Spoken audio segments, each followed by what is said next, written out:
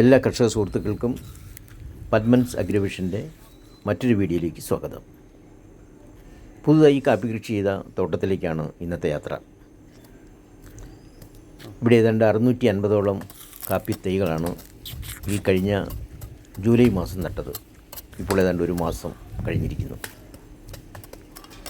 തൈ നട്ടതിന് ശേഷം മഴ അല്പം കുറവായതുകൊണ്ട് തന്നെ വളർച്ച അല്പം മുരടിച്ചു.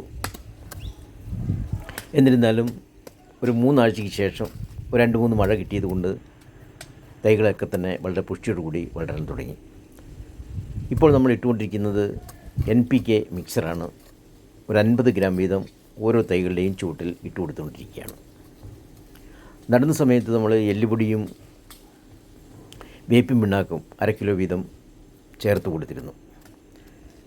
ഇപ്പോൾ മണ്ണിന് ഇളക്കം കിട്ടുന്നതിന് വേണ്ടി ഞങ്ങളൊരു കുമ്മായ കത്തി ഉപയോഗിച്ച് ഓരോ തൈകളും പ്രത്യേകം ശ്രദ്ധിച്ചുകൊണ്ട് അതിൻ്റെ ഇടയിളക്കി വായുസഞ്ചാരം ഉണ്ടാക്കി അതിന് വളം ചേർത്തുകൊണ്ടിരിക്കുകയാണ്. റോബസ്റ്റ് ഇനത്തിൽപ്പെട്ട തൈകളാണ് ഇവിടെ നട്ടിരിക്കുന്നത്. ഇന്ന് ലോകത്തിൽ ഏറ്റവും കൂടുതൽ കൃഷി ചെയ്യുന്നതും ഏതാണ്ട് റോബസ്റ്റ ഇനത്തിൽപ്പെട്ട തൈകളാണ്.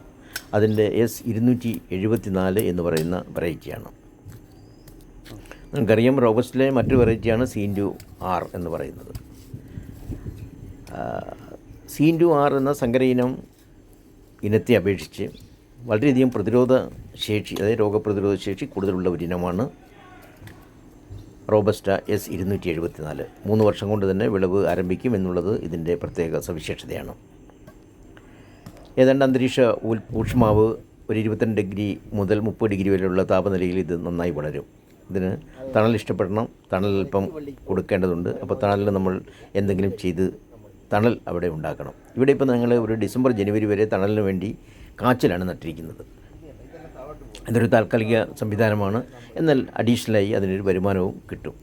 ഈ കാച്ചിലിൻ്റെ ഇലകളിൽ നിന്ന് കിട്ടുന്ന ആ തണൽ നമ്മുടെ വളർന്നു വരുന്ന കുഞ്ഞു തൈകൾക്ക് വെയിലിൽ നിന്നുള്ളൊരു സംരക്ഷണമാകും. എന്നാൽ ഡിസംബർ ജനുവരി ആകുന്നതോടുകൂടി ഈ കാപ്പി തൈകളുടെ ഇലകളൊക്കെ ഈ കാച്ചിലിൻ്റെ ഇലകളൊക്കെ തന്നെ കൊഴിഞ്ഞു പോകും, അത് കരിഞ്ഞു പോകും. ആ സമയത്ത് നമ്മൾ ചുവട്ടിൽ പുതയിട്ട് കൊടുക്കണം.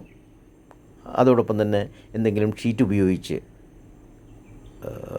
അതിനെ ചൂടൽ പോലെ നമ്മൾ കെട്ടിക്കൊടുത്തു കഴിഞ്ഞാൽ നമുക്ക് ഈ വർഷത്തെ ചൂടിൽ നിന്ന് നമുക്ക് അതിനെ സംരക്ഷിക്കാൻ കഴിയും.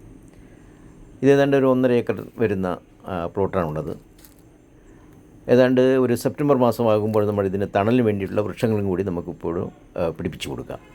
ഞങ്ങൾ ഉദ്ദേശിക്കുന്നത് ഈ മലവേപ്പ് എന്ന് പറയുന്ന, അല്ലെങ്കിൽ ചില സ്ഥലങ്ങൾ കടുക്ക എന്ന് പറയുന്ന മരമാണ് തണലിന് വേണ്ടി വെച്ച് പിടിപ്പിക്കാൻ വേണ്ടി ഉദ്ദേശിക്കുന്നത്. 1.5 ഏക്കർ സ്ഥലത്ത് ഏകദേശം ഒരു 200 മരങ്ങൾ വെച്ച് പിടിപ്പിക്കുകയാണെങ്കിൽ തന്നെ നമുക്ക് ഈ കാപ്പി തൈകൾക്ക് ഉള്ള തണൽ നമുക്ക് ഇനി വരുന്ന വർഷങ്ങളിൽ നമുക്ക് കിട്ടുകയും ചെയ്യും.